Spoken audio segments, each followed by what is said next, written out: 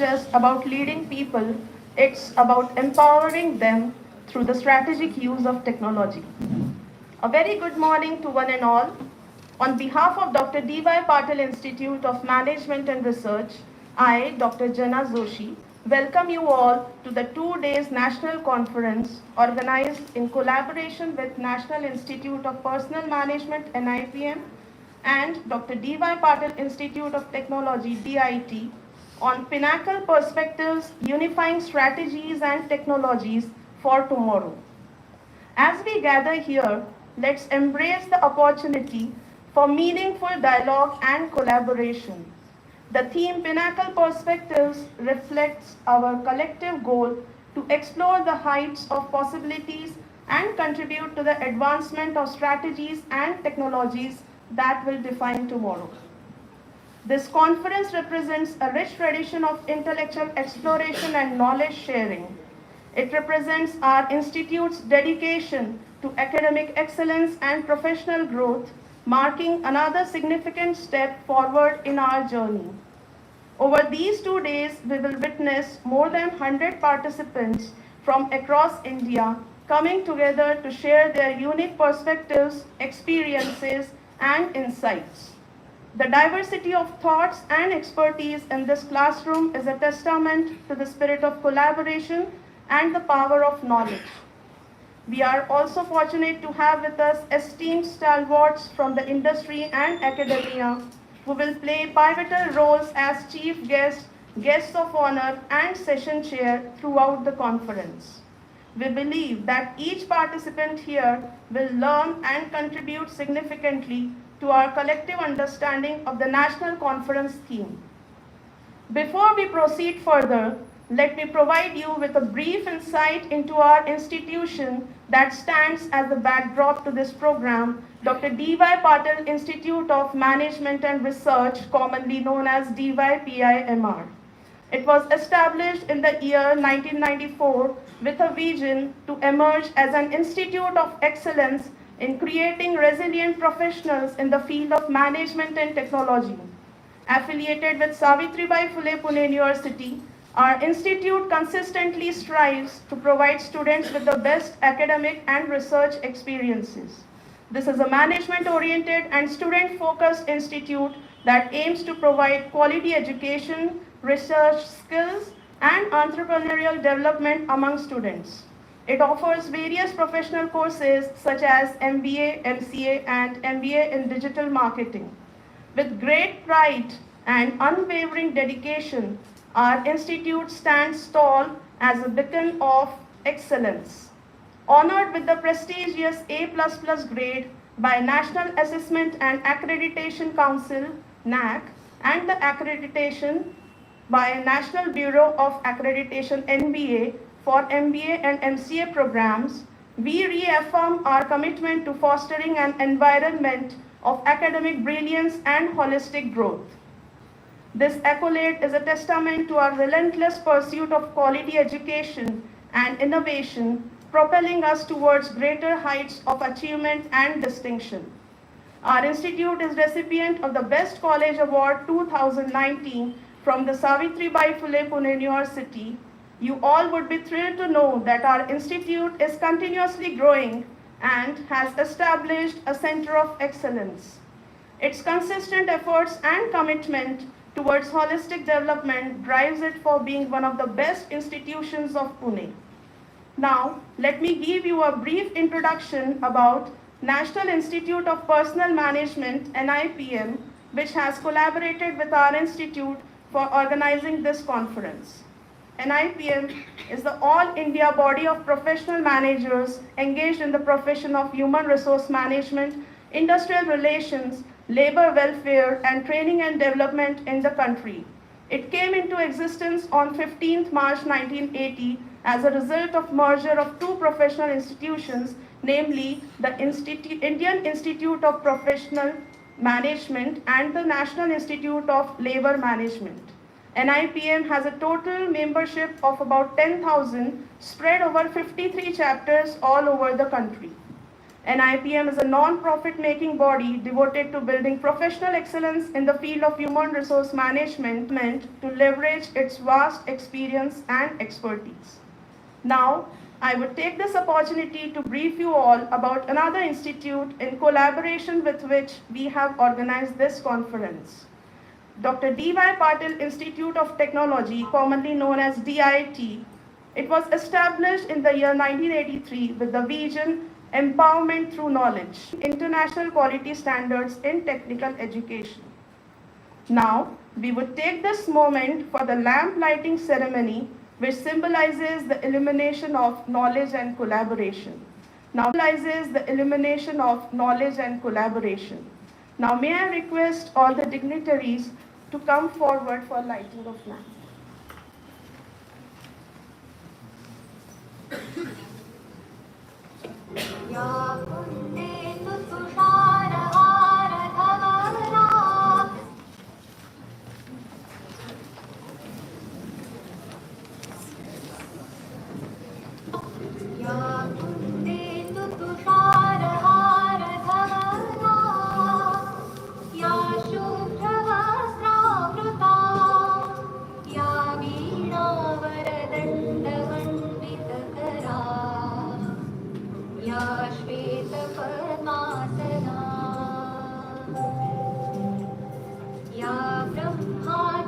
शङ्कर प्रभृतिः देवैः सदा वन्दिता सा मां पातु Saraswati Bhagwati निःशेषजाड्यापहा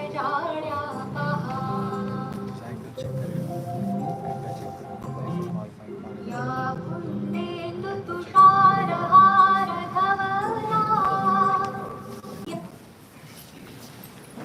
Thank you all the dignitaries. Today we are honored to have with us a remarkable personality, Dr. Meghna Bhilare ma'am, the director of DYPIMR, who has been playing an instrumental role in shaping the academic landscape of our institution. Under her dynamic leadership, the institute has achieved remarkable milestones in nurturing talents and fostering innovation. Ma'am brings a wealth of experience, knowledge, and expertise to her role, with over 18 years of teaching experience in the areas of accounting and finance. Ma'am has published several research papers in national and international conferences, as well as in various journals, and has authored several books. Ma'am is not only a dedicated educator, but also a prominent member of the Board of Studies at Savitribai Phule Pune University.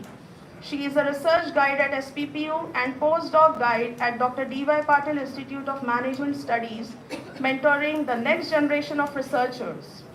Her association with DYPIMR has been a guiding force, continuously inspiring students and faculty alike. Now, without further delay, I would like to invite Dr. Meghna Bhilare ma'am for the welcome address. Please, ma'am.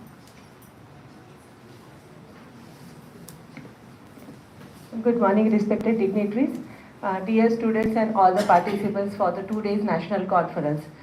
We at DYPMR have initiated this conference, hosted this conference, Pinnacle Perspective on Emerging Technologies and Strategies, with the idea that it's the need of the time, with the pace which the technology is moving and the world is moving towards, we need to understand what are the strategies we need to have to pace up with the technologies. Definitely with this fast-moving technology world, there are going to be the challenges, and as an academician, we thought this is the best platform which we can give to the scholars and researchers to come and share their ideas, which definitely as a part of our industry institute interface, we can share it with the industry. So I'm really thankful to both the eminent speakers which we have today from the manufacturing sector and IT sector, who would be here to share their thoughts on this theme. And really thankful to Kalyan Pawar sir for associating with us in the NIPM has association with us for this conference. Even our engineering college has tied up with us for this conference, and looking forward to the next 2 days where we can definitely have lot of knowledge sharing and idea sharing, and we can come up with the solutions to the challenges which we are going to face in the coming days. So have a wonderful learning 2 days experience, and a lot of best wishes to the and really grateful to the all the research scholars who have really contributed in good number of the papers, and let's hope that we learn a lot out of this 2 days conference. And once again really grateful to the speakers who have honored us by being a part of this conference. Thank you. Thank you very much, ma'am, for the warm and gracious welcome address. Your words have set a positive tone for our gathering. Moving ahead, it's our privilege to have amongst us Mr. Kalyan Pawar, sir, as today's chief guest. I would request Dr. Meghna Bilare, ma'am, to felicitate Mr. Kalyan Pawar, sir.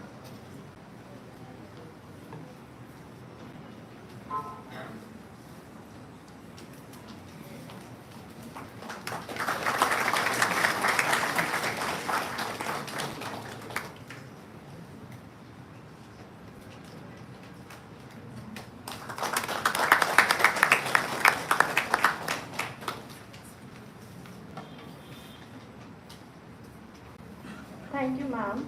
Now, I would take this opportunity to introduce today's chief guest, Mr. Kalyan Pawar. Sir is the Executive Vice President of Corporate Employee Relations and Industrial Relations at Endurance Technologies Limited.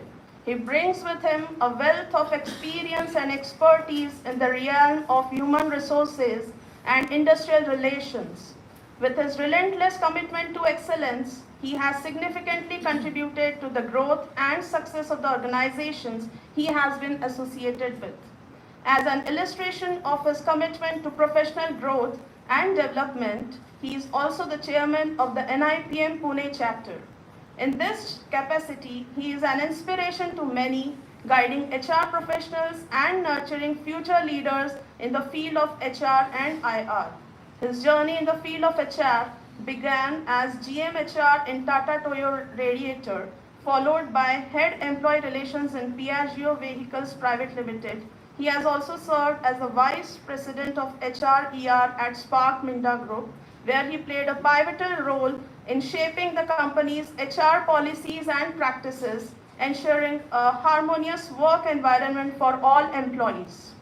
May I now request Mr. Kalyan Pawar, sir, to kindly address the audience. Please, sir.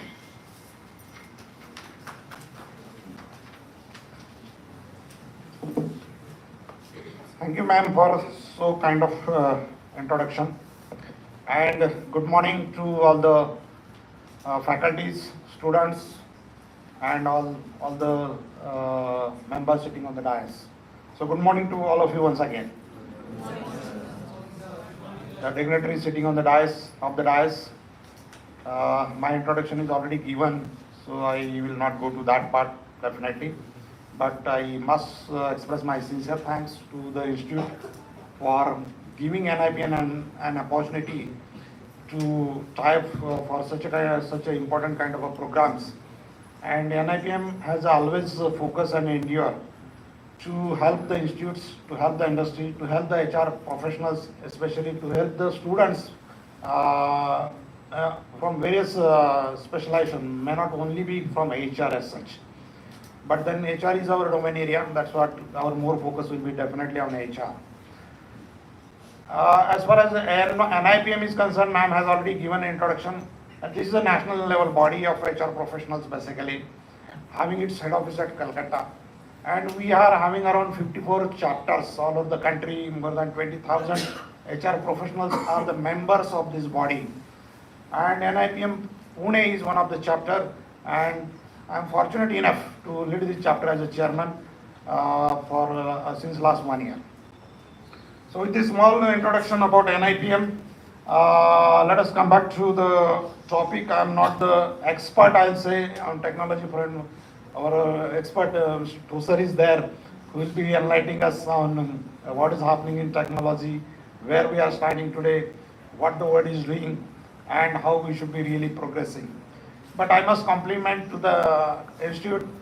The topic which is taken for today's or these 2 days conference is very, very relevant. That because technology is, changing very fast, very, very fast.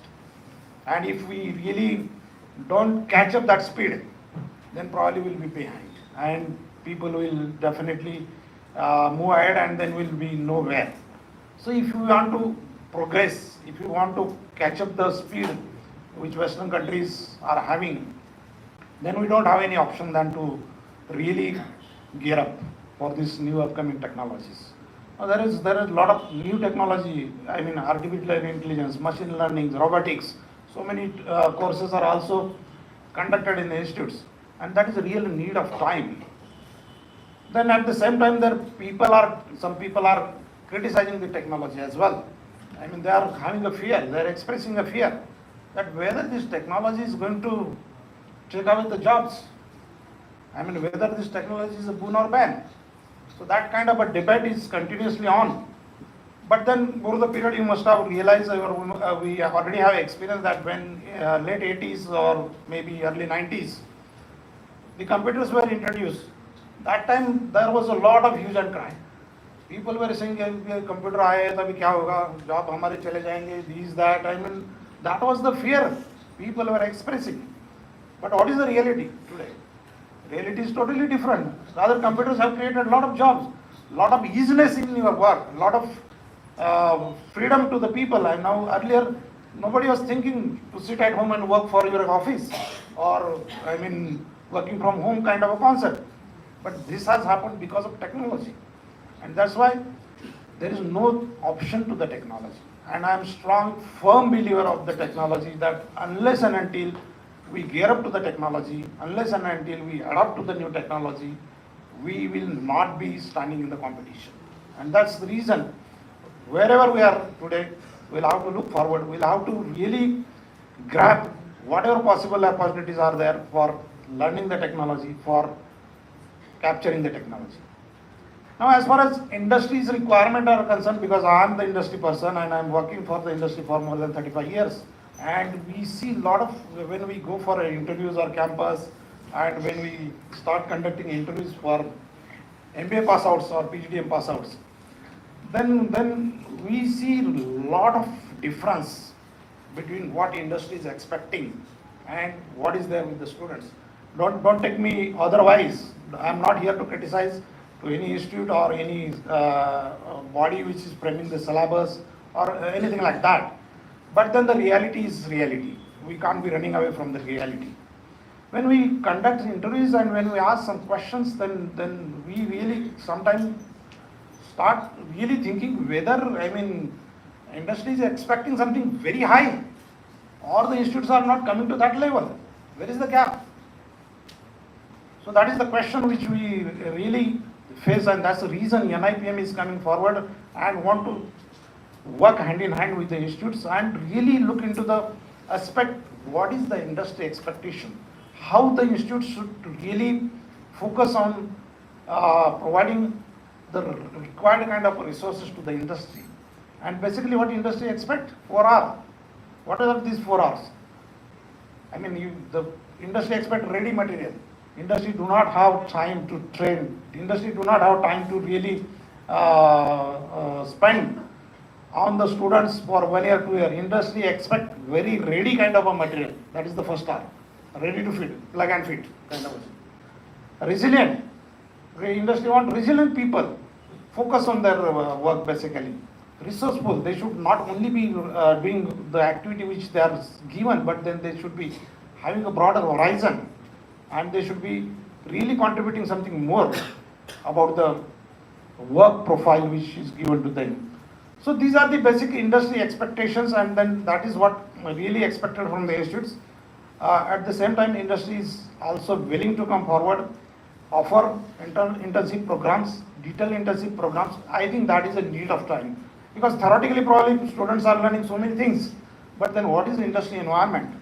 What is how industries work, how industry is working, what is expected, how someone should really start working in the industry and then start delivering. Because industry do not have time, as I said in the earlier dialogue, the industry do not have time to teach and give a trainings. Industry wants ready resources.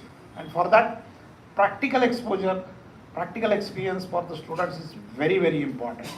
And that's the reason these intensive programs which are there for, I believe, for all the courses, may it be engineering, may it be my MBA courses, there are intensive programs. But these intensive programs, sometimes as we have seen, students want certificate from the industry. They don't want to really spend time to really learn what is happening in the industry. If that is not happening, if that is not done, then the real purpose of this intensive program is not getting served. So that's why my sincere appeal, my sincere urge to all the students, management students basically, when they are going for intensive, they should be dedicating, they should be focusing on the industry environment, how the industry is working. They should learn that, they should grab that opportunity to understand industry, working industry environment. And that is definitely going to help them in their future.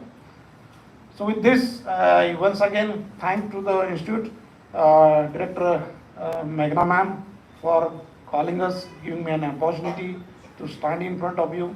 As I said in the beginning, I am not a technical expert, I am a HR person, so I may not be really able to talk much on technology, but what I feel about technology I already have said.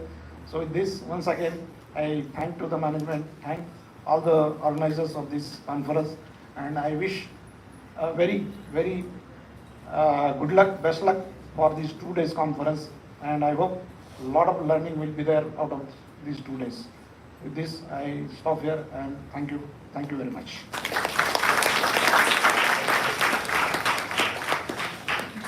Thank you, sir, for sharing your invaluable insights on industry expectation and importance of use of technology. Moving forward, we are honored to have an eminent personality as guest of honor for today's inaugural ceremony, Mr. Dilip Thosar, sir. Now, I would request Dr. Meghna Bilare ma'am to felicitate Mr. Dilip Thosar, sir.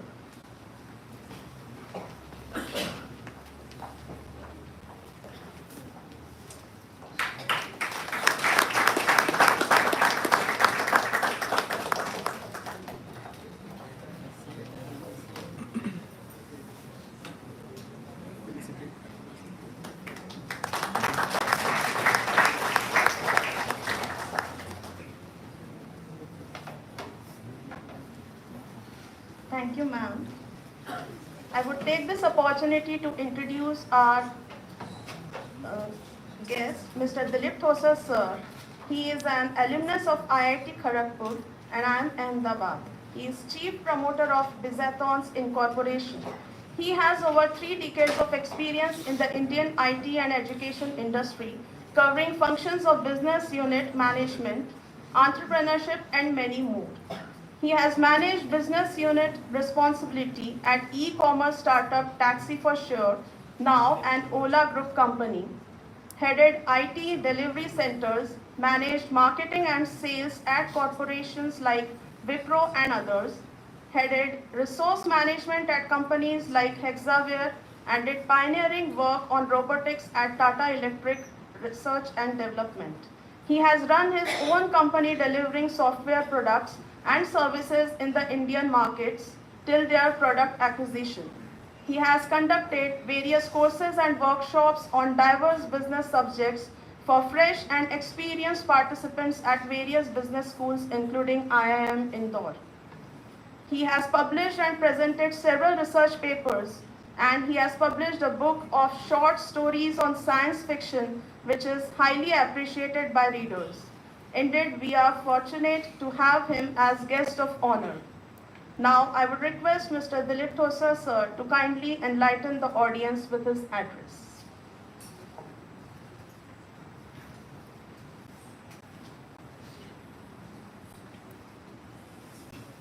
Thank you, ma'am, for such a kind introduction. I have learned one thing over the last 20 years, that if you are talking to management people, students included or faculty included, you must stop with a PPT showing there. So, from a PPT.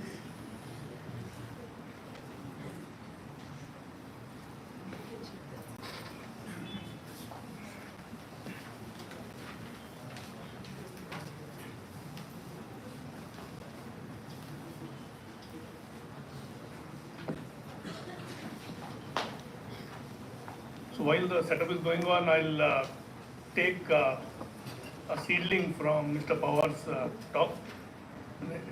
It's such a to the point, bingo, right in the center of the bullseye point, and it is something that everyone hears every other day, but nobody understands or nobody does something about it. It is that, so when I'm doing sessions with either corporate people or with students of MBA, thank you.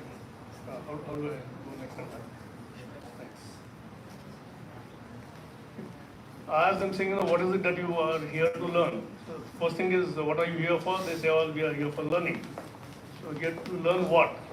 And then they come out with, the finance guy is saying, sir, NPVs and IRRs and, evaluation techniques and understanding the key core concept of depreciation. And if they're HR guys, they talk of attrition, L&D, the topics which are there in the curriculum or at least learned during the internship from industry. Marketing, obviously, it's everything, segmentation, customer identification, keeping the customer happy. Is this okay? And then I say, okay, so you are here to learn that at the end of whatever 1.5 years or 2 years or 5 years of work experience or 2 years of course that you have been doing here. Have you learned that? At least a little bit of it. The answer comes out retrospectively saying, no sir, the industry says, very cruel statement, and I've heard that cruel statement for 50 years, and I was part of industry, I was part of academics, I was part of industry bodies which were kind of coordinating between the two, saying academics doesn't give us what we want. So initially, when I was working with the academics guys, I said, okay, let's find out what they want and let's do it. And then came the big revelation to me. I'm sure you're all going to smile within your hearts. Your hearts are going to get warmer when I say this. And Mr. Pawar will say, wait, after the session, meet me here. Is this that when you go and ask corporates, sir, what is it that you want? The answer is very simple. Well, I'm not sure really, but they should give us what we want. Is that true, sir? Yeah, because there's some glorification, some big halo behind the heads of corporate guys put up by the academic guys. Saying, those guys are gods, unke paas jobs hai humko dene ke liye. And they want something, and we should move heaven and earth and learn whatever is required to do that. And that's our mission in life. And when you ask them saying, what is it you want? The answer is very, very simple. Saying, we don't know. But you should give us what you want. Which means, then we did some thinking and talking. And the answer was, the answer that emerged as to why is this situation there is very clear.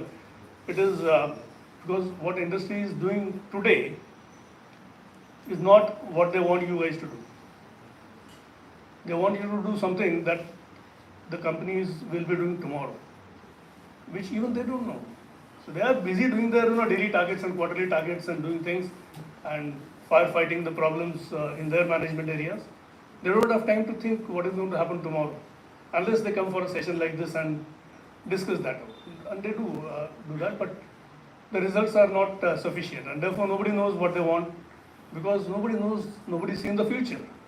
And what they want is like, these guys who are coming in from other companies or from management institutes should know and do what we will want tomorrow. We don't know what we want tomorrow, but they should find out and they should do. And that's a tough job. And the people who should actually do that job of finding out what is it that will be happening tomorrow, what these guys will want tomorrow, and teach that today, are the faculty members who are the first ones to say, yeah, industry wala, they don't know anything. But they are gods, for some reason our existence is dependent on them, so we go to work for them. And that's the beautiful topic for the conference that you guys have today. I'm sure a lot of research people have done some good point work in this, and we'll see those in the afternoon and tomorrow's sessions. So the PPT is up, I can get on with things. Can you get to the next slide? I can do that. Yeah. The first question, when I was asked to speak here, I said, okay, so let's understand the topic. So strategies and technology for tomorrow. So technology for tomorrow one can understand and one can surmise, one has some idea, everyone has an idea about where we are going to a large extent. But strategy is something that is like centuries old. We have Sun Tzu from China, we have Chanakya from India. all kinds of great leaders from all over the place who have said in very general terms what kind of strategy you should adopt in what kind of situation and with what kind of objectives. But somehow that's insufficient or that's incorrect. When we actually try to use those strategies to solve the problems that you are facing, you find that those guys are talking in their own realm, some grand old things 5,000 years ago, 3,000 years ago. So I can't solve my problem with those strategies. So that's one thing to understand, and very difficult to implement is a strategy is totally dependent on the person who is making the strategy and going to implement that strategy. The resources the strategy assumes.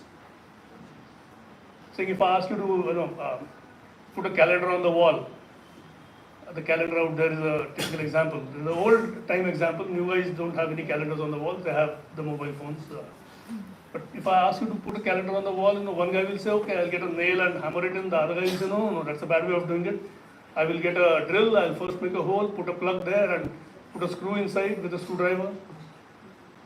The first guy assumes that there's a hammer available, or that a nail is available, or that hammering in is acceptable to the guy who wants me to do that. Because there are risks, some amount of the plaster will come off and stuff like that. Can we assume the resources which are expected by the strategy? In the strategy you say, okay, 4 guys who are like this will stand here. Are there 4 guys of that kind which are available to you? And that's what the whole HR industry is struggling day in and day out over decades to have. So that's one big thing. Resources for the strategy are assumed. And the guy who is doing the strategy, the strategist, the master MBA, needs to be aware of the on the ground resources available to you. Otherwise, your strategy is going to be a total fail thing. When I joined Wipro once upon a time, ages ago, in 1989, our VP had made a presentation to our salespeople and had said very clearly, saying the way I want you guys to behave, and you should see the merit in that, is don't come to the office except on Saturdays. On Saturdays you come to the office essentially to kind of understand and be part of the team and so on. All other days on Saturday you carry your briefcase with a lot of brochures and things, and training, so to say, done on Saturdays. And every day from Monday to Friday you are sitting opposite a customer or traveling between customers. And that's the thing that the marketing guy should do. You are impressed. Oh wow, मैंने ये सोचा नहीं था MBA किया, लेकिन ये तो किसी ने सिखाया नहीं that we should do like this. We went and tried to do that. There came a time when I became a senior guy, so to say, and then I told my guys in around 2020, give or take a few years, saying, you know what, you should carry brochures in your bag and take them along. They laughed at me. Digital marketing suna nahi kya? Of course, this is the second part of it is fiction. I was wise enough to learn that today carrying brochures in the bag is passe. HTML1, when that came up, the technical guys, MCA guys will understand what I'm talking about. Dumb websites. They told people about what your brochures are. You don't need brochures, you don't need carrying them around. Intelligent websites came up, and then you could actually make queries, saying what about this, what about that, get ratings. Ratings are again governed by people. It's not given by the company. And then you make up your choice and you click somewhere. Saying, okay, tell me about this particular product or whatever. You can even order, you can even pay, all on the website. And when the website moved to a mobile phone, some technology changes happen, but the essence is the same, that you had two-way conversations. The era of carrying brochures and sitting in front of the customer were off. I met a person traveling in Bombay, to and from Bombay on a train, who was selling chemicals to the US. And he, that time I was a young guy and he was a senior guy. So, sir, boliye, sir, what is the secret of life? He said, never visit the customer. I said, what are you talking of? That's what my VP told me, that I must only visit customers, don't visit the manager. And here you're telling me the opposite. He said, no, I also learned it the hard way. I used to go to the US trying to sell those chemicals. And guys used to frown. Why are you here, Mr. Shah? I mean, you could have called me on the phone or, just send me an email. We didn't have WhatsApp and stuff like that. They don't like you coming and wasting their time, telling them about your product. Send me an email. Even today, sometimes you're interested in something, maybe a plot of land or an insurance policy, and a BPO guy calls you up and says, sir, let me tell you about this insurance plan. The obvious answer, the best answer that you can give, most interested answer you can give is, यार email से भेज दो ना details. Why wasting my time? Because right now I'm in a meeting, I'm heading towards the meeting or something or the other. Right? So that the whole landscape has changed. The strategies have changed. That strategy, carrying a briefcase around, which was a grand strategy once upon a time, is no more valid. What is valid? We'll see some of that as we go along. So we are not talking of national strategies, saying how do we conquer China's predominance, at least for India. Right? Electronics is coming in everywhere, so we are highly dependent on Taiwan and China. But you also know that the reason why those countries are up there is because they have access to certain very special raw materials. And we have recently found a lot of mines of those materials in Karnataka, in Kashmir, a couple of places. Now immediately you have to put security stuff around it the moment you know it, and you have to develop all that. There's a strategy involved in doing that, so that you can then start making your own electronics. You are not dependent on China or anyone else for materials. You are not dependent on the US or anyone else for the technology or designs part of it. So this strategy is coming in because now we have those resources. We will talk only of simple business objectives like selling something or recruiting someone or sourcing some money in finance and stuff like that. So let's look at technology, jumping to the other end of the show. Technology, the applications and levels. I've just split the thing. It's too vast a subject, so I just thought I'll split it into rows of applications and columns of levels at which we are today. To make it simple, let's take the last one, let's say, it's communication. The three columns are public, what is already the public knows this and public uses this. Mobile telephony is no more a rocket science, everyone uses it. You don't understand, if I ask someone what is the CPU model inside your phone or what's the megahertz of that model, gigahertz nowadays. Chances are nobody in this room will possibly know that. But you are happily using that to do some very high-end graphic stuff and making forwards of that. The AI stuff which is required to sense certain things in your graphic software which is there on the mobile phone is like very advanced in technology. You don't even have to know that. You know how to use it for your benefit and for your purpose. So in communication, as an example, let us look at telephone, wireless, internet and mobile, which is there today or has been yesterday. Military, hologram, 3D holograms, which are now coming in the advertising space. You must have seen those virals which are going around in a super mall. On the top, one monster comes out and goes back again and stuff like that. So it's a hologram things. And when we are talking, the first one was like hearing a voice of a person 2,000 kilometers away was like magic and wizardry and ghosts for your grandmothers and grandfathers possibly. For you, it is nothing. Seeing those images again is nothing for you. Live images. Actually, the person is moving around and you are seeing him. You can see your. So grandfathers and grandmothers of those days used to feel thrilled at seeing their grandson's 2-year-old grandson's face on the screen and he is doing his tricks. Also, it used to scare them because they were not used to this. This is a new thing. So their strategies in terms of usage were like what holograms are to you today. And holograms are a reality. The middle column is it's there. Only thing is it's not there with public. You guys don't have access to creating holograms or communicating with holograms. Wait, that's not the end of show. I mean, the path ahead is like somewhere on the horizon you have this, and there's a road beyond the horizon too, which you don't know. But you have subspace communications. Ever heard of that?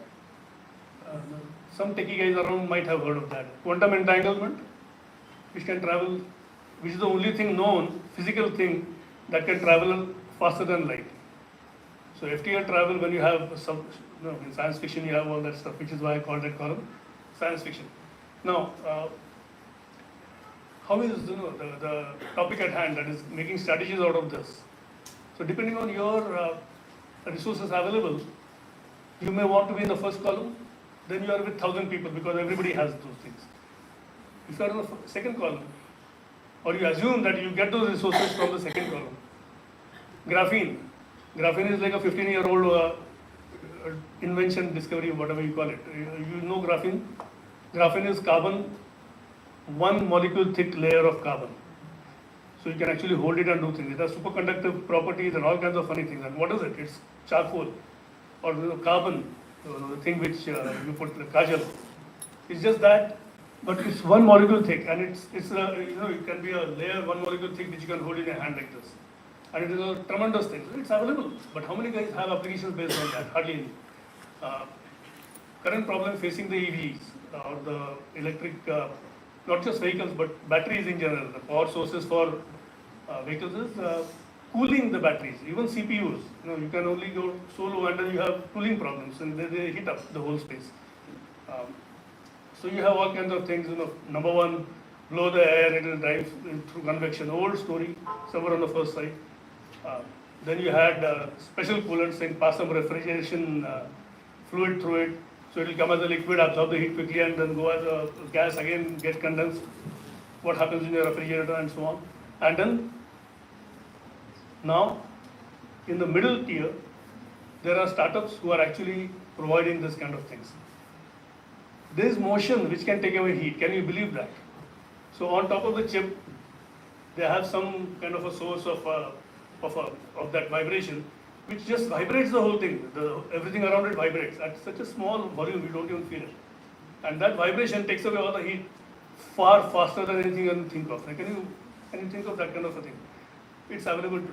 Those of you who can think of that and get access to that, actually may put that into your strategies when you are doing product definitions or when you are doing product selling. You can talk of this. No, I'm not even talking of the old things like HDTV, and then now you have a smart TV, and then the smart compatible HDTV. This is today's technology. And smart TVs are like fully Android phones, this big. Sorry, you can do everything on an Android phone. The same thing you can do it on a TV today. High tech involved in that, but as a strategist, I don't need to understand the technology behind it. I need to understand what it gives, what are the risks, where can it fail, how is it better than the existing, what the enemy can offer. Is this available to the enemy? The enemy is the problem, always. So you don't need to have a person, a villain and a hero fight, but the problem is the enemy. There are some more I have listed down. Maybe I'll just give you a few seconds to quickly skim through it. I wouldn't mind leaving this PDF with the institute in case somebody is interested. There is a very interesting piece. This is my favorite thing, and I have arguments with a lot of people, and some people I don't have arguments with, saying, "Tumu nahi samjhega." But then that's, I've been arrogant there. It is that, one of the biggest strategies I've seen in application in multiple subjects is what is called self-fulfilling prophecy. Have you ever seen a parent scolding a 3-year-old kid who's holding something which is made of China or whatever? Say, "Arey pakad, theek se pakad diyo, gir jayega," and it falls. If you hadn't said that, it wouldn't have happened. There's something in nature which makes self-fulfilling prophecies happen, and there is something which is not in nature but then humans can do. You would have, the Hindenburg controversy which happened with Adani. I'm sure some of you have got into the secret of what happened really. What had happened really? On one side, Adani was guilty a little bit of doing that, but then he had declared everything, so he wasn't guilty. As long as he declared short selling is perfectly fine. But what these guys did was, put it in a very different context and made it look like a big scam that this guy is perpetrating. Adani shares, what happened? Boom. 20%, 30% levels, and then the wise guys, what did they do? They bought it quickly at that point of time. Within no time, within a month or so, the air got cleared, and like the shares were back to the original plus a little bit value. Who made money? Frankly, Adani was least bothered. He didn't even make a public statement saying that this is a fraud or whatever. I mean, this is not a fraud or anything. Because he knew a few days later it will clear up. He knew what was happening there. This is a master strategist there. I mean, he won't become the richest Indian alive if he didn't have this level of thinking in them. Now so technology is not necessarily computer science or software and things like that. This is financial technology. So science fiction, H.G. Wells, any science fiction aficionado here who knows this word, H.G. Wells? About 200 years ago, he wrote a lot of science fiction books, and one of them was that there will be somebody who will go to the moon. I mean, what nonsense are you talking? How can a man go to the moon? Moon is in the sky and stuff like that. We talked about it. And this guy actually made stories about what he sees on the moon, how does he go. Jules Verne, 20,000 Leagues Under the Sea. The guy goes to the, tries to find a path to the center of the earth, and a lot of things happen on the way. Whoever knew that you could actually go under the earth? Elon Musk runs a company called the Boring Company. Anyone knows what this company does? The Boring Company, that's the name of the company. What do you think the company does?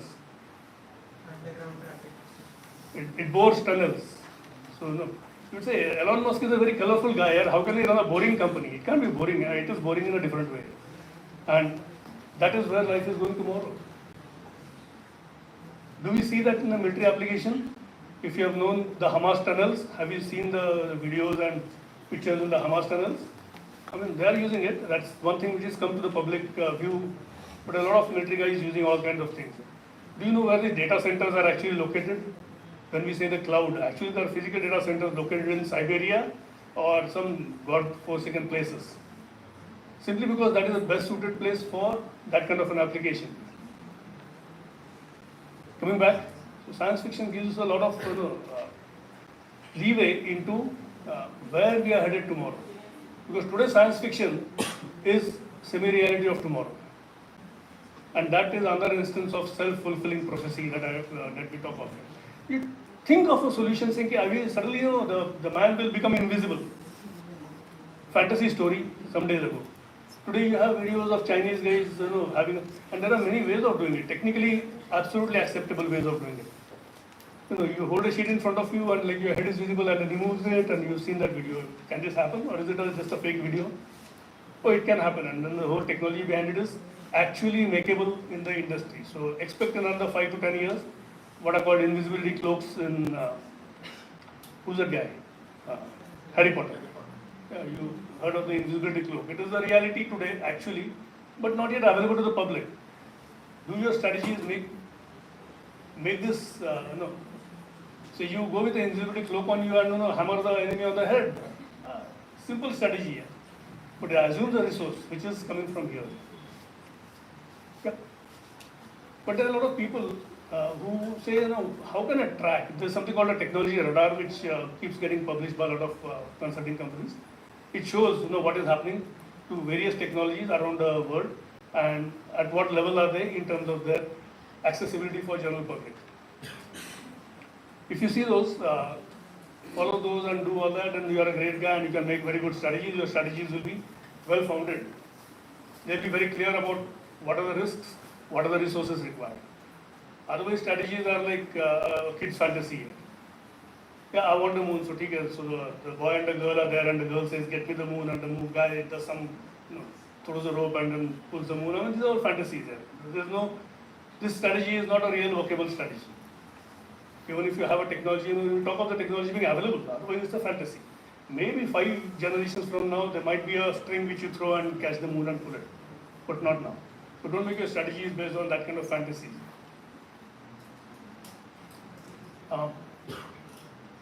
Most of you would have known this first, second, third, fourth revolution, industrial revolution that we're having. It's just that, we guys are famous among ourselves at least for saying, "Arey, ye sab to hamare time mein bhi tha." Matlab Ramayana mein people flew, they had aeroplanes and they had nuclear bombs. And why did you find it out today that they had it all? Before an invention is actually come to light? We don't know. For some reason, the industrial revolution happened in Europe. Some countries in Europe, and that's why they became the masters of the world. The British people particularly, but even otherwise the French, the Italians, these guys also, the Portuguese, they all went and captured the world. So let's look at the industrial revolutions in some kind of a categorized form. But again, there's some amount of cloudiness here. There's not a definitive version of what is first, what is second, what is third. But the first one, look at the highlighted thing. We had mechanization coming in. Somebody, of course, technically will argue the first time an ancient Neanderthal guy carried a big club made of a tree branch or something on his shoulder, and when he saw an animal, he hit it. That was the first tool you could think of. Right? So it's not very far away from the technology that you are using now. It was a tool, it was a radical new invention that no other animal hunts with tools. Man is the only animal which hunts with tool, and Neanderthal man used the club. Somebody out there used fire. Revolutionary invention at that point of time. Today you don't even think it's an invention. One thing that happened is, in the Industrial Revolution, the power of steam, starting with steam and then a couple of others, became very apparent. Saying, no, you can actually move a vehicle without horses, which was like a horror story for anyone at that time. Saying, oh, these things are moving without a horse, there's something spooky, some ghost stuff in it. But then that's what happened. Mechanization, the birth of machines technically happened. So we used metal, used wood, used things to build up some contraptions which would do part of your work. Doing part of it got automated. Second industrial revolution, electricity came in. And electricity became used by people. So there were electric grids put all over the place, and you could actually have a bulb in your house, and you could. So that age, that revolution made it big and specialized. So moving is not just moving of trains and things like that. You could have fans moving, so something keeps rotating and then that throws the air around. Second one, so proliferation and specialization of machines. That time itself, there was a old movie, maybe some of you know it, Naya Daur. Anyone remembers that movie, Dilip Kumar? He is a tanga driver in a village, and there are some 7 or 8 tanga guys who with those horse carriages. And then the government brings in a bus, a public transport, state transport bus comes in, saying, and then these guys are up in arms. Hamara job chala jayega, no, our livelihoods are being snatched.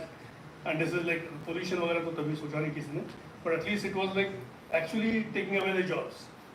And there was a big uproar. Like Mr. Pawar said, this has happened not once. I mean, that was just one instance in the movie, so I remember that. This has happened and it's continuing happening. Technology is progressing, and there's a big fear in the public mind that this technology will replace me. AI will replace all human jobs. Programming will get automated, everything will get automated. Pretty soon, painting and songwriting and song singing will get automated. Everything is automated. So what are humans there for? The bottom line. Okay, third and fourth revolution go that way, and it becomes pervasive. Look at the bottom. Doing is the second last line. Doing is automated. Thinking is automated. This is like for last 30, 40, 50 years, 70 years actually. 1950, the first big computers came in. So thinking is automated, planning, etc. Managing is automated. ChatGPT can give you a much better strategy to overcome some problems. Saying, yeah, मेरे को time नहीं है अभी, so how do I pass this exam or whatever? No, I want to pass the IAS exam. How do I do it? Possibly ChatGPT will have a much better answer than any human mentor that you can go looking for. They are not only creating strategy, they are also creating strategy for your problem, not only for their own problem. And that's getting automated. What's left? The only thing left is the objective. Strategy is automated. Note. Strategy is being done by the technology. All you have to do is state the objective and the strategy with all things planned, in terms of time, in terms of resources, everything, risks. And the best strategy is being told by somebody like ChatGPT.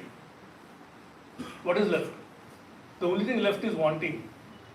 And even that is getting automated. Any of you seen a documentary called The Social Dilemma on Netflix? It went up about a year ago. I just see one head nodding. Maybe all of you should see it. The horror of what you guys are doing on your mobile. The horror story behind it, the amount of blood and gore, mental blood and gore, which is happening behind it, which is affecting not just them but also all of you.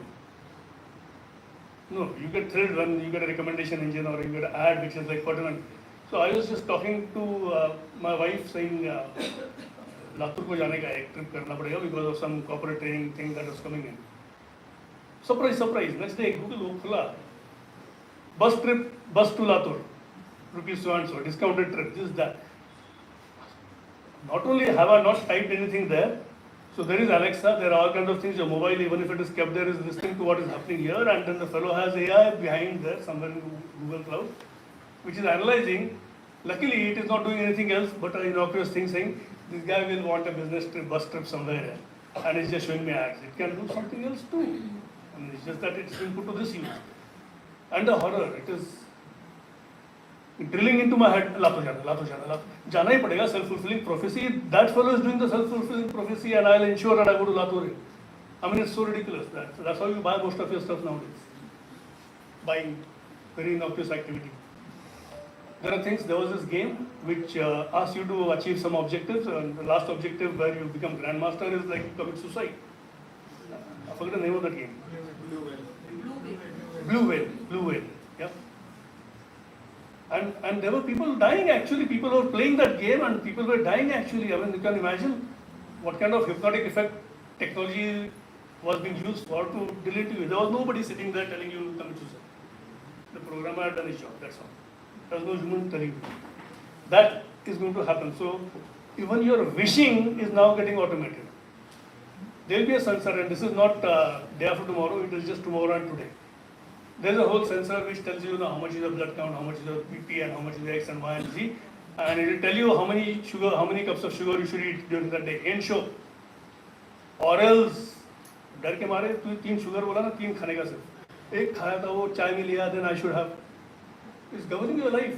It's governing what you wish for, what you want. So Leviathan and who was the other marketing guru, Porter and Kotler and all these things are like way obsolete. Marketing is not to find out what a customer wants and give it to him and get paid for it. No, that is like gone ages ago. Yeah. Marketing today is figuring out what you want and ensuring that he buys it. Now, of course, before I point to him, I should figure out who is the most likely guy to buy it, who I can hypnotize quicker, and then attack those guys first, and then the rest of them. This is marketing. So your strategy is, I'm just taking marketing examples. Finance, you go to a bank and ask for a loan, and then it waits for some time. It takes a month to get a loan passed if you're lucky. Passed or rejected.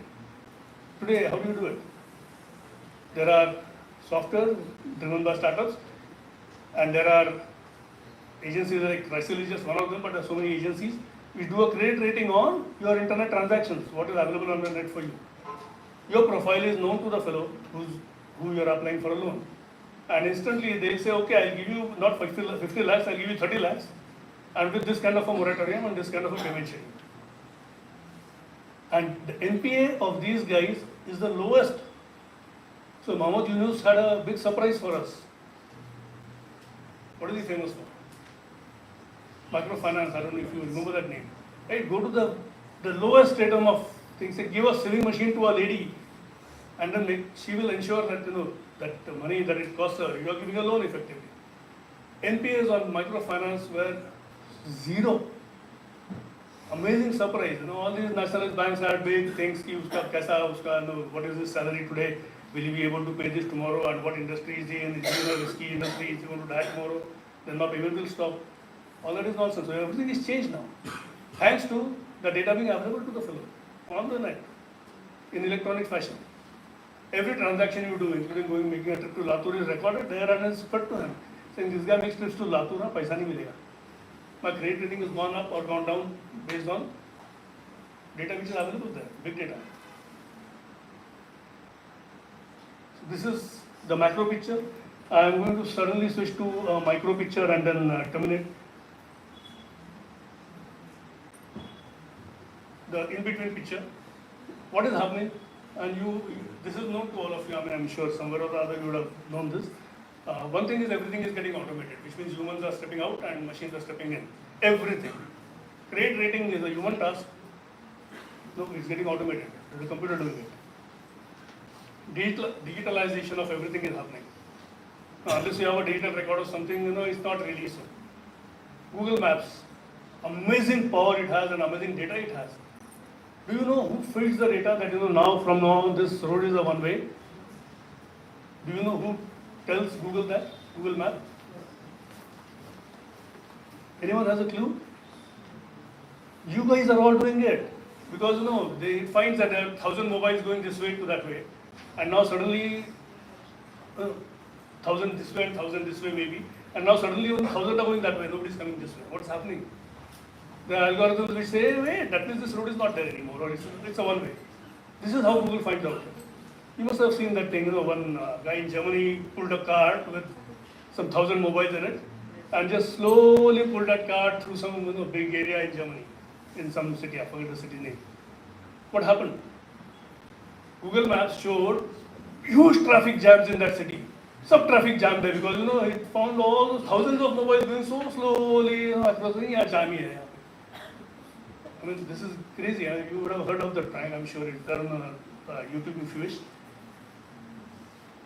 Addictive growth with technology. Now notice technology and strategy, or the growth of that strategy. The strategy drives the technology, and the technology is driven by the strategy.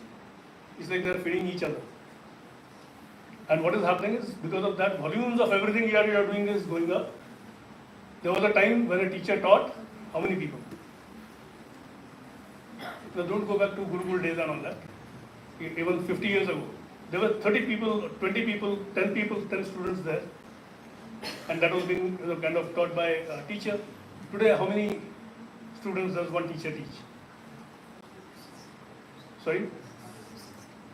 40 to 60 in one class. You are not taking only one class.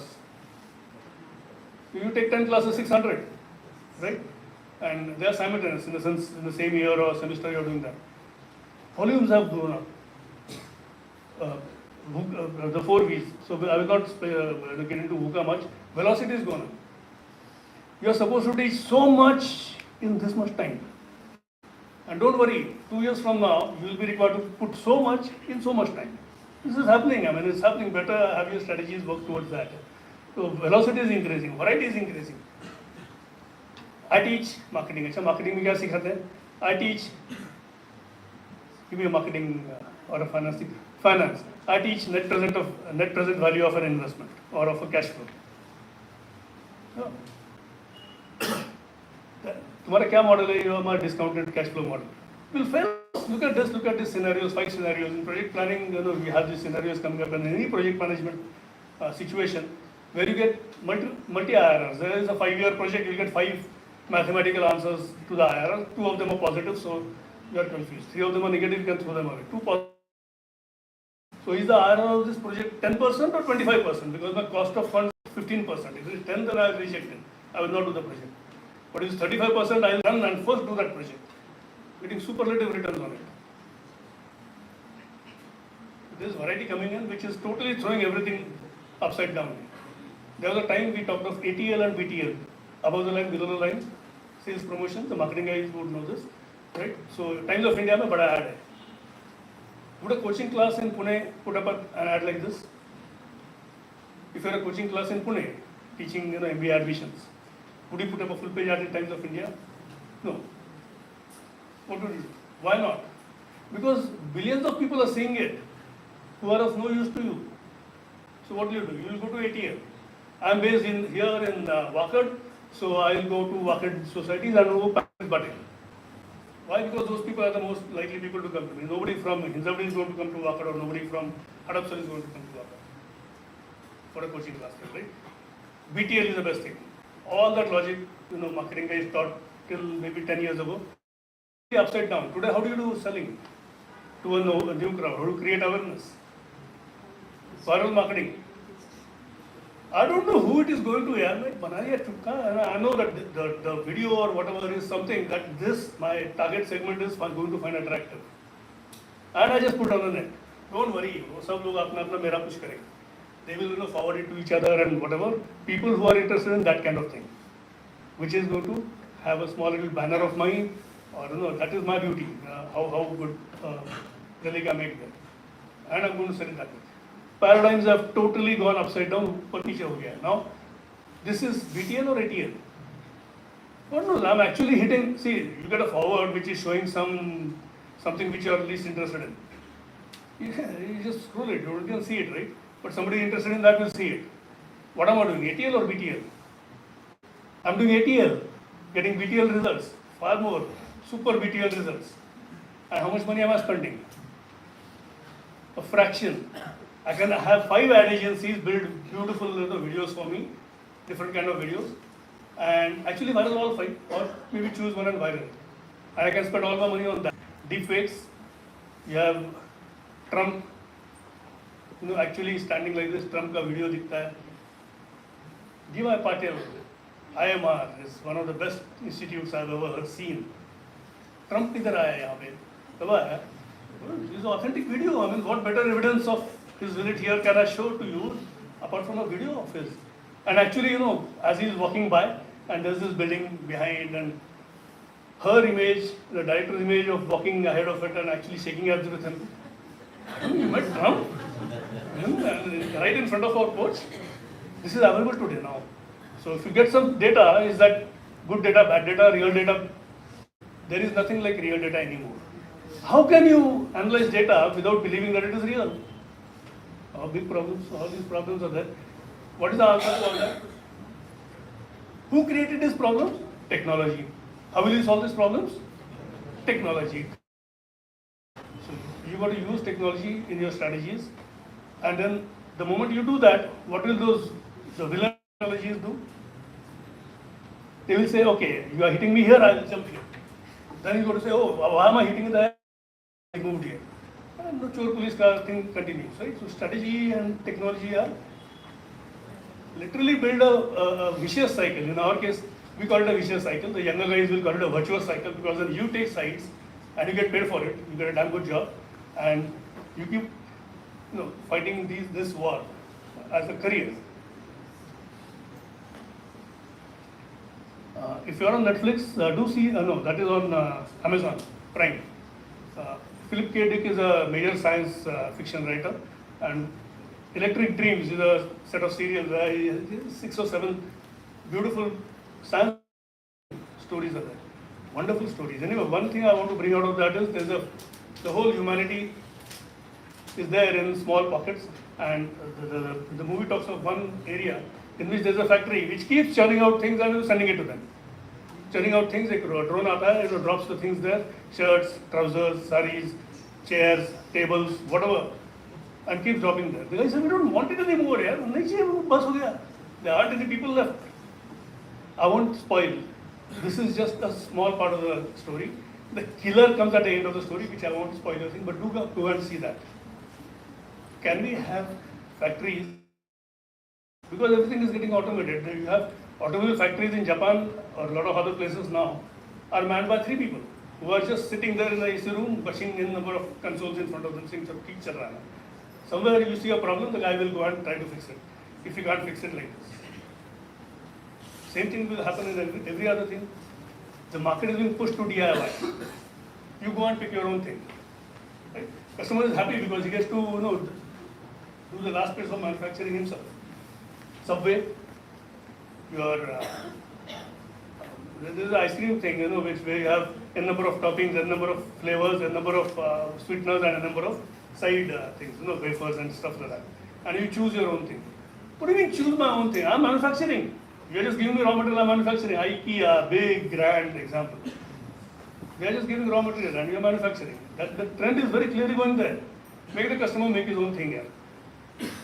C.K. Prahlad, our own management gurus, no more unfortunately, had put out a formula N equal to 1, R equal to G. When you do marketing, what is the segment size is a very crucial decision for every product, every vice president or product manager at any point of time. What is my segment size? If I address too large a segment, my product has to be very generic, and then I find generic people. I can't do a brand select. If it is too small, but there are too many of these, have a different taste. Women's ornaments. Can you have mass production of women's ornaments? No, I mean you won't sell a single piece here. 2 women go in, they buy the same kind of, you actually, some of you want to experience this, stand on the footpath of any, road like Ferguson Road or whatever. They have these small shops full of all these trinklets, your earrings and whatever. And there are girls and ladies milling around it, trying things out. If you stand for 5 minutes, you will definitely hear this from one of those ladies. ये ठीक है, लेकिन instead of square वो round वाला है क्या? बाकी perfect है. This is what I want.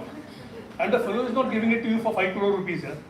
10-20 rupees, 30 rupees, which is like affordable stuff, which is like what she wants.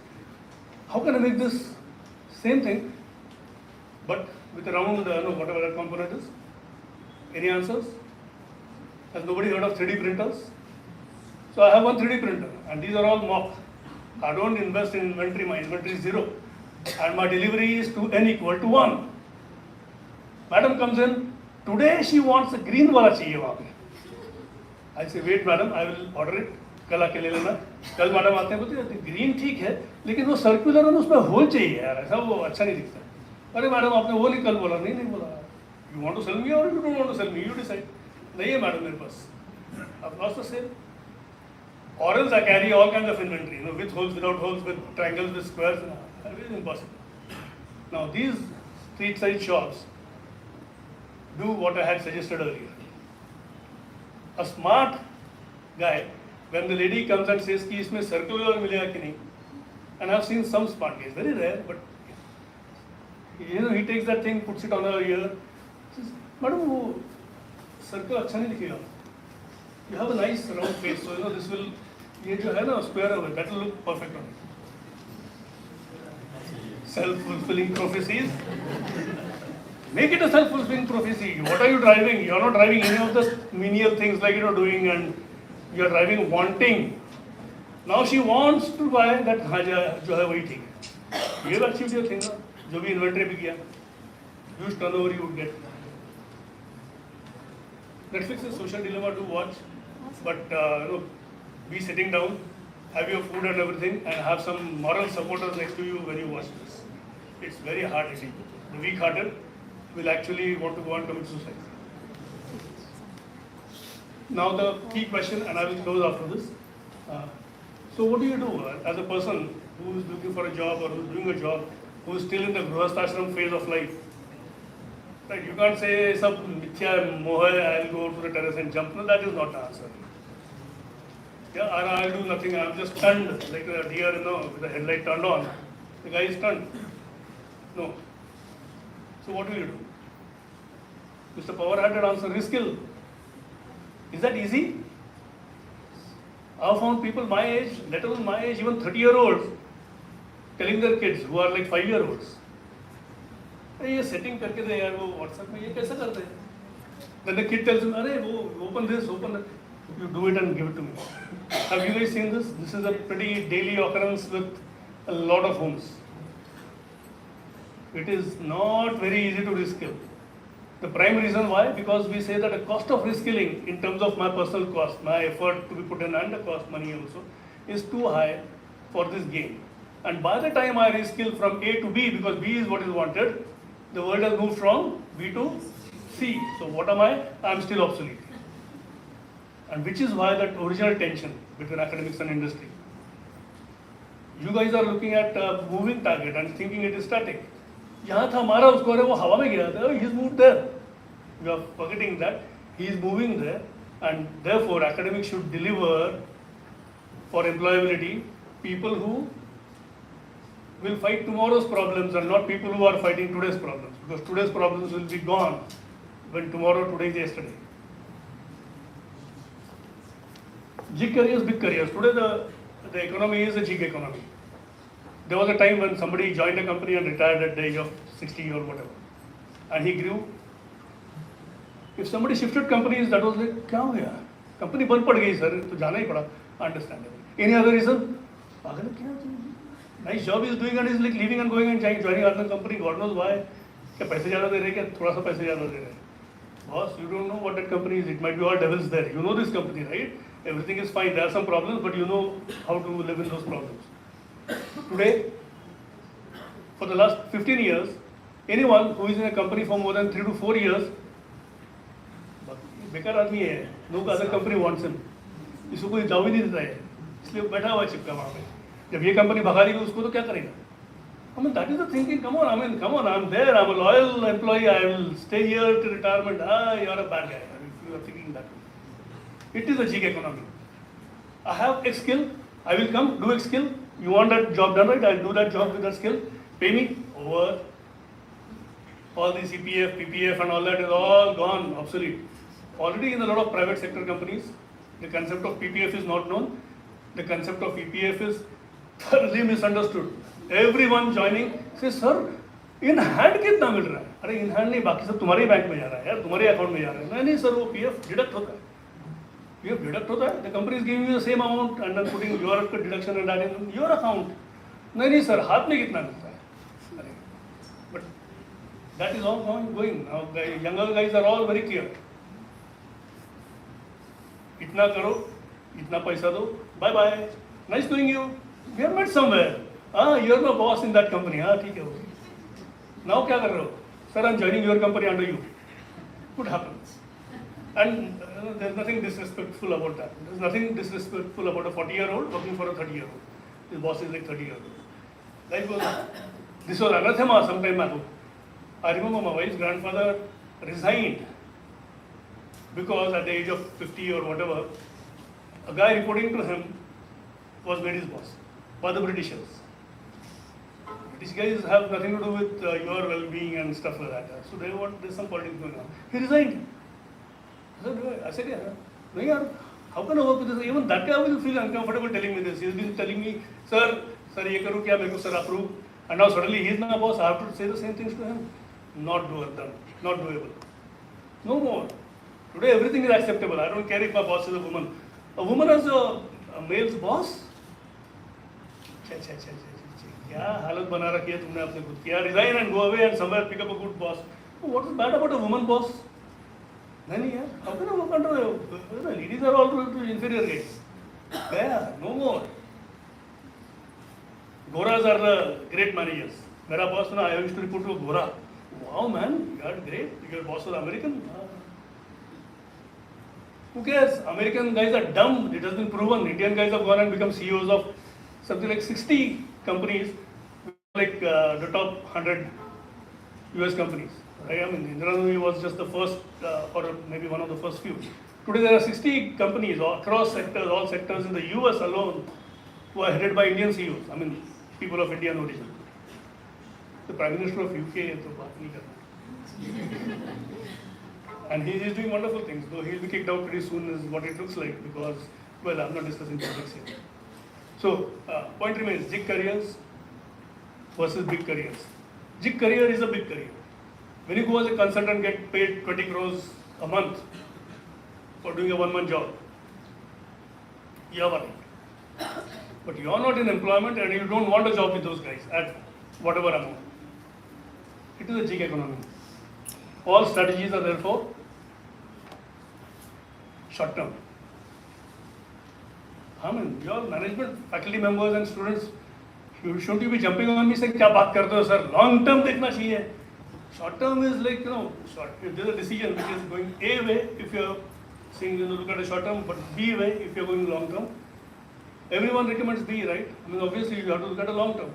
There is no long term. The long term is a series of short terms. Nandan Nilekani, when he was questioned by NASSCOM in one of the NASSCOM seminars, saying, sir, आपका secret of success क्या है? When they became number 1 or number 2 actually after TCS, this was like 25 years ago, he said, I don't know, one of these days it happened here. We were just chasing our Q to Q targets, quarter to quarter targets. But what target? Suddenly somebody comes and pokes on my country me and says, sir, how did you become number 2 in the industry? Oh, we are number 2. Huh? That is the only secret. And that has become a professional secret, so to say, for everyone here. Everyone. Think short term. Crazy. So I know whenever I go and teach some students, I tell the director or whatever, saying I'm going to say some very nefarious sounding things. Forgive me for that. Your mother is not interested in your well-being, your father is not interested in your well-being, as much as you are interested in your well-being, and that's a truth of life here. Sir, how can you say that about my parents? They love me, I mean, they'll do anything for me. Try it out there. There's an old Akbar Birbal story where that monkey goes with a baby, and you know the story. It is turned true now. So we're back here. I will not get into each of these things. The only thing here is, it's not just technology. Technology is just a tool, it's just a way of doing things. So it's like TQM once upon a time, or the management skills, management models that you had to do things, total quality management, and employee engagement models in HR. All these are like tools. Technology is a tool which is enabling things. What you do with it? You make an atom bomb. I mean, Einstein has gone on record writing to the president of the US saying, please do not use my invention to make a bomb. 2 weeks later, Hiroshima and Nagasaki happened. Technology बनाना तुम्हारा काम है, उसको कैसा use करेगा सबको accessible है. Something from science fiction is going to step soon into the military use and soon into public use. reskill or perish. Change is the only constant. So change is there. It's going to be there. That is the only thing which doesn't change. So whether you are there or not depends on you and your personal strategy in terms of yourself or in terms of your organization. Thank you. Over to the experts and researchers for the rest of the day. You want to take questions?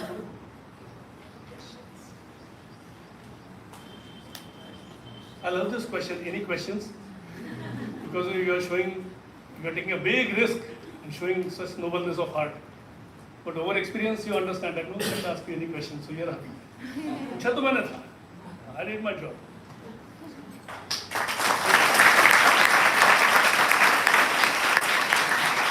Thank you, sir, for sharing the deep insights on strategy and technology and how they drive each other. Your expertise and wisdom are truly appreciated. Moving ahead, now I would request the dignitaries to digitally inaugurate the conference proceedings.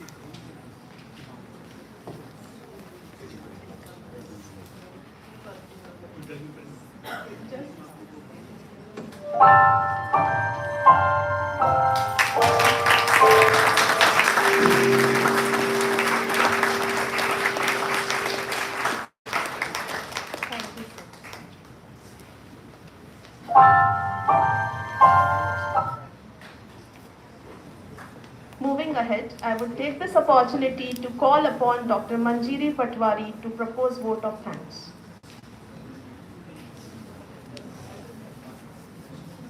Thank you, ma'am. Good morning, everyone. I, Dr. Manjiri Patwari, feel privileged to propose a vote of thanks on this occasion.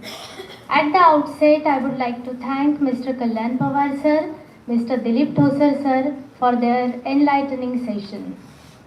Dilip Thosar sir, we are truly privileged to have had the opportunity to learn from the wealth of knowledge and experience shared by you. Your insights and expertise have undoubtedly enriched our understanding and will have a lasting impact on our professional growth. I would express my sincere thanks to our management for giving us an opportunity to conduct this 2 days conference. Our sincere thanks to Dr. Meghna Bhilare ma'am, Director DYP IMR, for being the continuous support and guiding system for all of us. We always appreciate her motivating spirit. She is our pillar of strength. Thank you so much, ma'am. I would like to extend our sincere thanks to Dr. Ginny Saxena, MBA HOD, Dr. Kiran Kare, DIT MBA HOD, all the faculty members, research scholars, and student volunteers. Thank you for your active engagement and thoughtful contribution for making this inaugural event a grand success. Thank you everyone once again.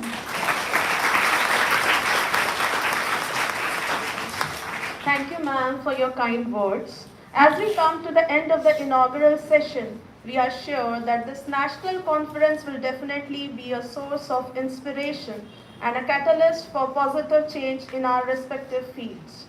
Thank you all for being here.